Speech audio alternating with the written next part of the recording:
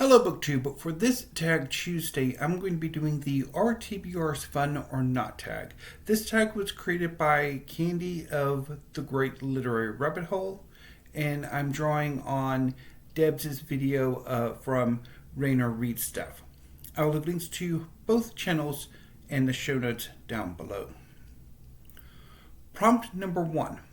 How many books are currently or normally on your TBR?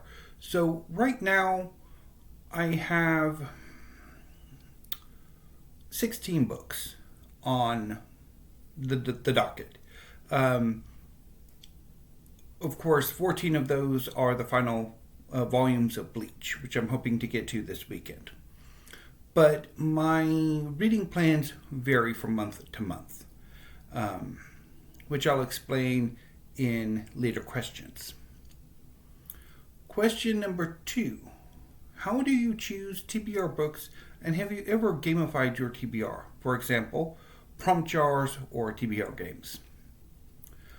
So around the middle of the preceding month, so for example, right now it's May 13th, so this week, maybe next week, I will start to prowl my bookcases, both in this library space as well as in the little manga room, and start to build a tower of possibilities.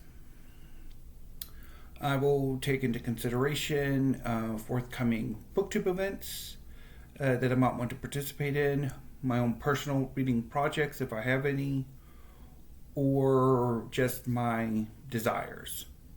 And then I'll build that tower. And then either at the end of the month or beginning of that reading month, I will make a video in which I whittle down my reading plans to something more manageable. Or at least more manageable compared to what the tower originally was. Because sometimes it's still unmanageable. This month's reading plans, for example, come to mind. Anyway, moving on to prompt number 3. Do you have any reading areas of focus to choose books for? If yes, how many? So I'm not entirely sure I quite understand this question. Maybe it's referring to what genres you like to read and how many you like to read. So if that's the case, then yeah. I do have some areas of focus that I like to read. So there's manga, which has become a vital part of my reading for the last few years. There's also history, which seems to be making something of a comeback. There's also poetry, and my contentious relationship with the other parts of what I come to call classics, canonical, modern, and contemporary fiction, poetry, and drama, and a whole slew of others, genres as well, that I'm trying to experiment with. Number 4. Does the TBR help you focus? Not really. I think it tends to have something of the opposite effect with me.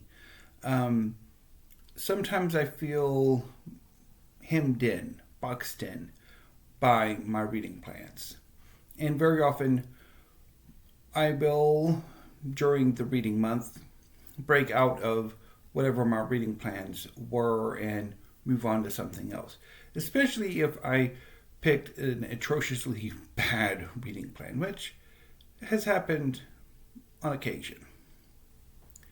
Question number 5. Do you suffer from the book noise of a TBR?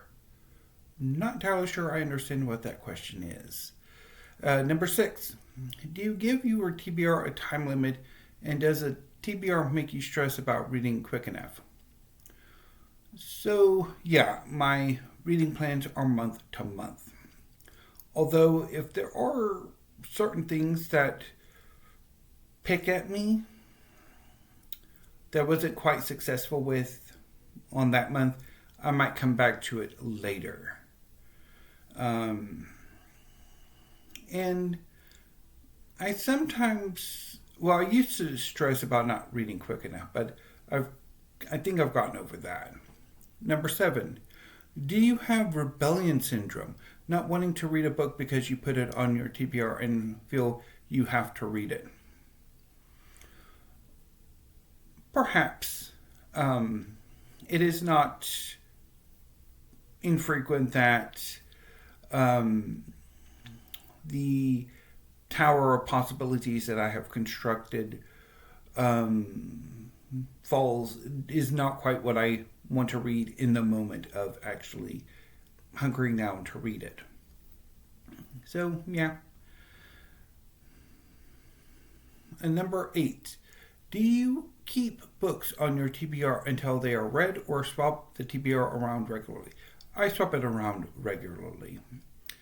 Like I mentioned for May, so in addition to the 2 histories that I'm currently working, so the 16 books that I currently have, the 14 volumes of Bleach and 2 histories.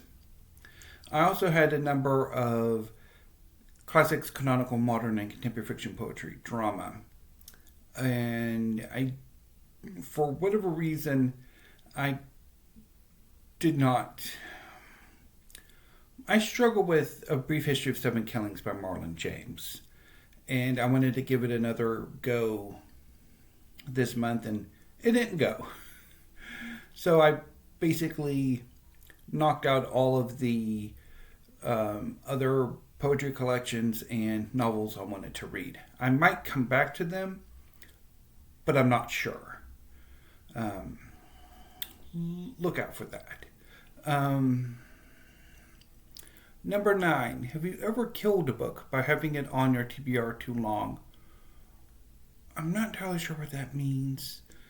I've felt occasionally with a lot of the books I have, if I don't get to them relatively quickly, a lot of the momentum to read them kind of dissipates.